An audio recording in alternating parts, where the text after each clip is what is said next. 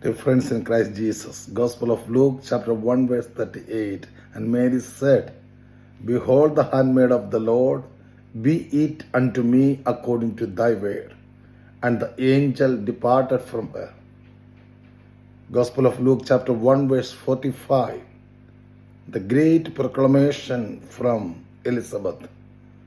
And blessed is she who believed that there would be a fulfillment of what was spoken to her by the Lord. Gospel of John, chapter 19, verse 27. Jesus said to the disciple, Here is your mother. And from that hour, the disciple took her into his own home. Catechism of the Catholic Church, paragraph 507. At once Virgin and Mother, Mary is the symbol and the most perfect realization of the Church. The Church indeed, by receiving the Word of God in faith, becomes herself a mother. By preaching and baptism, she brings forth sons who are conceived by the Holy Spirit and born of God to a new and immortal life. She herself is a virgin who keeps in its entirety and purity the faith she pledged to her spouse.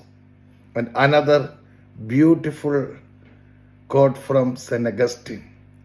It was not the visible Son, but its invisible Creator, who consecrated this day for us, when the Virgin Mother, fertile of womb and integral in her virginity, brought him forth, made visible for us, by whom, when he was invisible, she too was created. A virgin conceiving, a virgin bearing, a virgin pregnant, a virgin bringing forth, a virgin perpetual. Why do you wonder at this, O man? Dear friends in Christ Jesus, let us walk in the light of the Lord. Let us seek the great intercession of Mother Mary. Have a blessed day. God bless you. Jesus loves you.